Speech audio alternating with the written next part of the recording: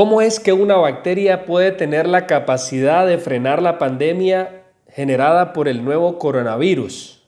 ¿Cómo es que una vacuna que utiliza una bacteria como vector podría evitar enfermedades graves y muertes por este coronavirus y cualquier tipo de variante, e inclusive enfrentar al COVID-1, al MERS y al COVID-2?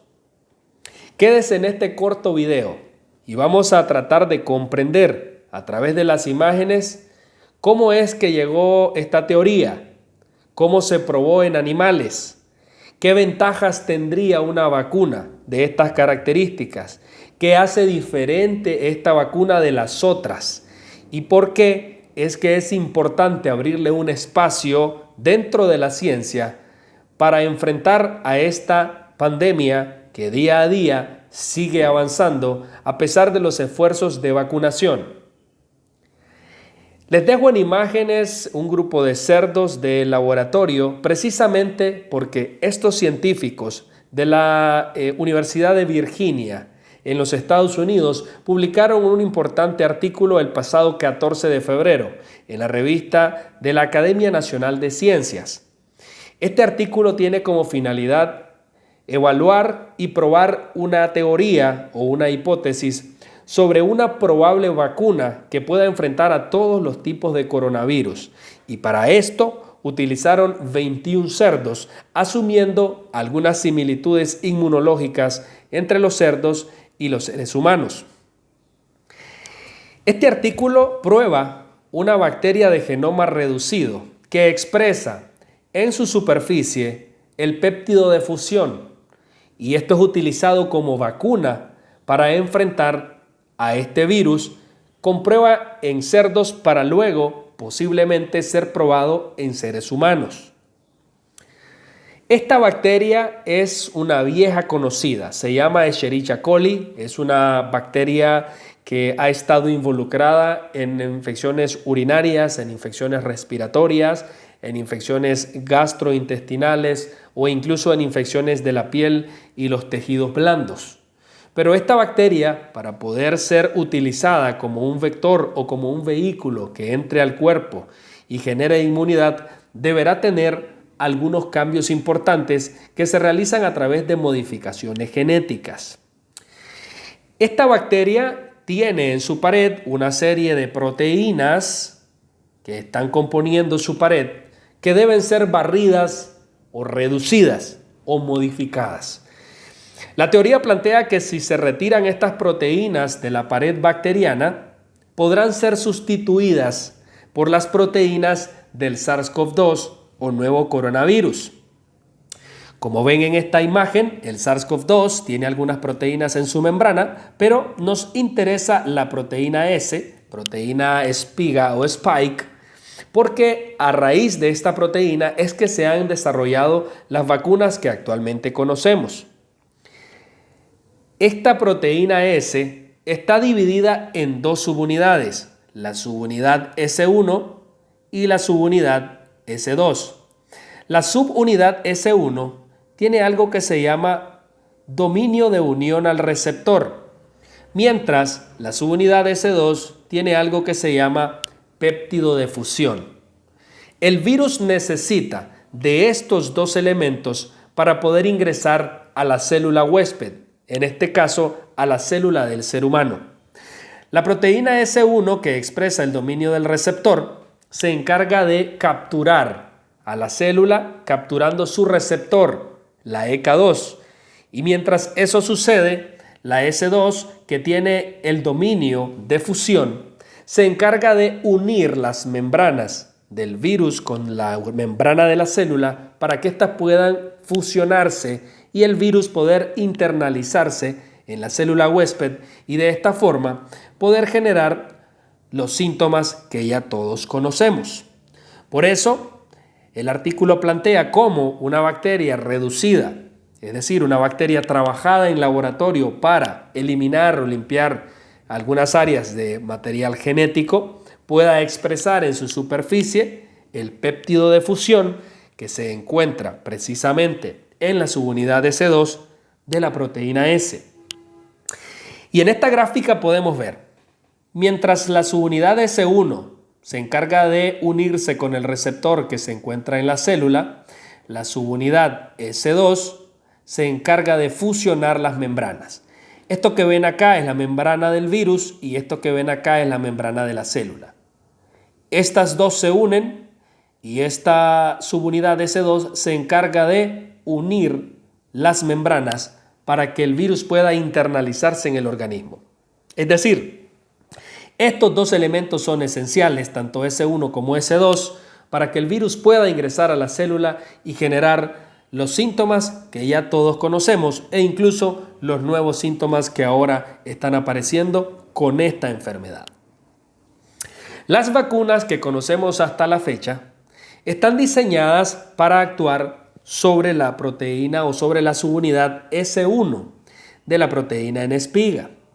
Entonces las vacunas están dirigidas contra esta subunidad porque esta subunidad, les dije, tiene el dominio de unión al receptor. Esta subunidad es la que se encarga de enlazar al receptor con la subunidad S1 del virus. Es decir, une dos puntas, una del virus y una del receptor, el cual precisamente lo ayuda a ingresar a la célula.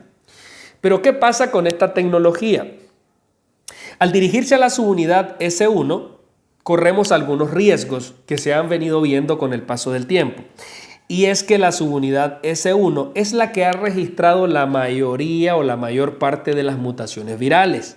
Eso significa que si el virus muta desde esta subunidad, probablemente en algún momento las vacunas que generan anticuerpos no sean tan efectivas como lo fueron al inicio cuando se estaba probando en las fases iniciales. Es decir, esta subunidad podría cambiar tanto que los anticuerpos o defensas generadas por la vacuna no tengan los efectos deseados o no logren interrumpir la unión entre el virus y su receptor. Mientras que el péptido de fusión que se encuentra en la subunidad S2 no está siendo atacado por ninguna de las vacunas. Y la respuesta a esto es sencilla.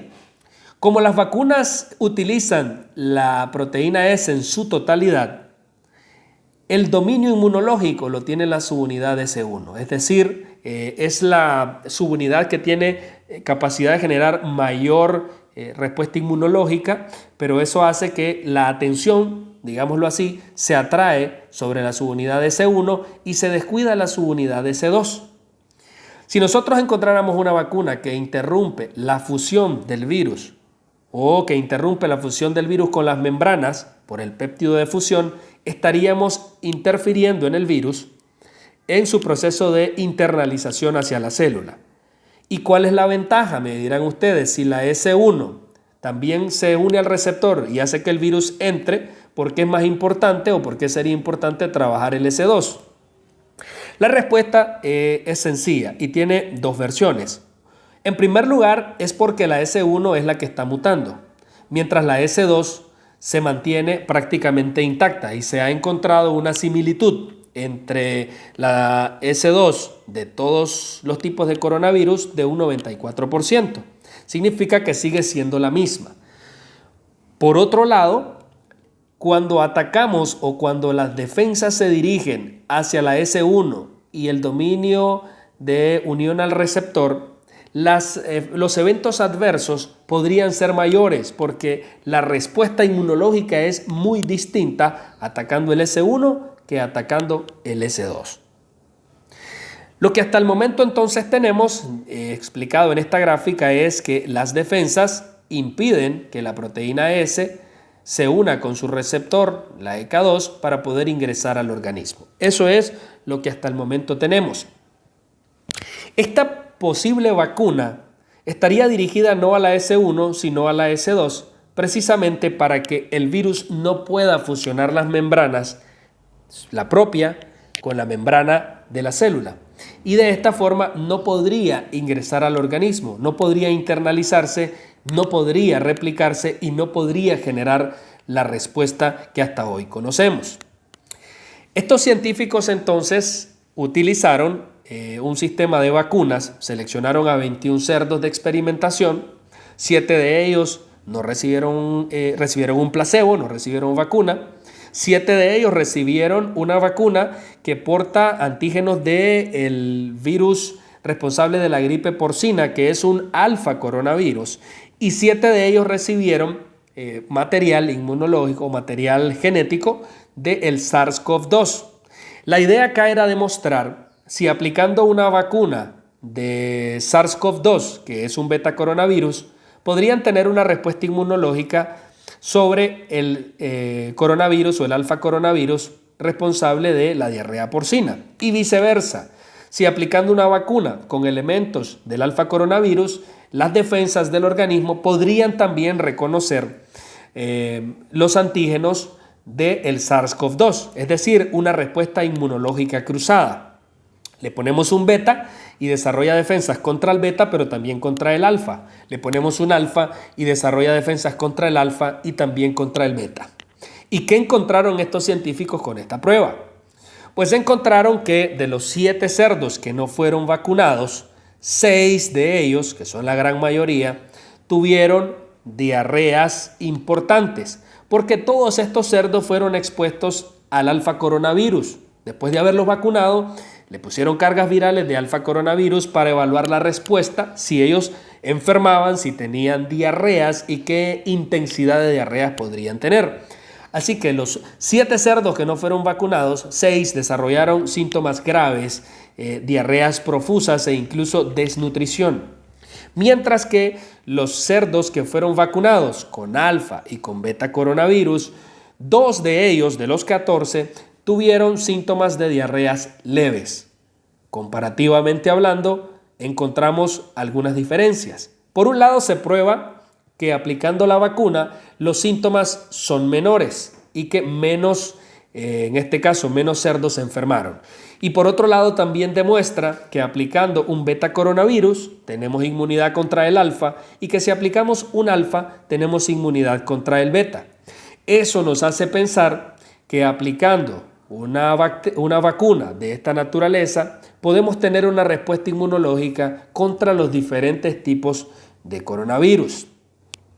Es entonces como entra la batalla entre una vieja bacteria conocida, que se llama Escherichia coli, contra el SARS-CoV-2. Claro está, no es una bacteria natural, sino modificada genéticamente y utilizando estructuras propias de este virus para poder frenar la intensidad de esta pandemia, asumiendo que habría una respuesta inmunológica importante. Recordemos que el estudio continúa, esto es apenas la primera fase, están probando una teoría, pero luego habrá muchas dudas, mucha incertidumbre y habrá que estudiar muchas cosas para encontrar respuestas en pro de encontrar si realmente podría tener efectos beneficiosos con dosis más controladas, con cantidades controladas ya en seres humanos. Esto es apenas la primera fase de esta investigación, pero lógicamente la primera interrogante es, ¿esta teoría realmente es verdadera? Y los científicos pues han tenido resultados a su favor con lo que se ha encontrado en estos animales de experimentación. Les recuerdo, esta fue una publicación que está disponible en el website. Esto proviene de la Academia Nacional de Ciencias de los Estados Unidos, con publicación en el mes de febrero. Recuerde darle like a nuestra página de Facebook, estamos como Dr. Osman Valdivia, internista, o suscribirse a nuestro canal de YouTube, aparecemos como Primero Salud TV. Le da like, lo comparte y activa la campanita de notificaciones para que pueda estar con nosotros cada vez que subimos un nuevo video.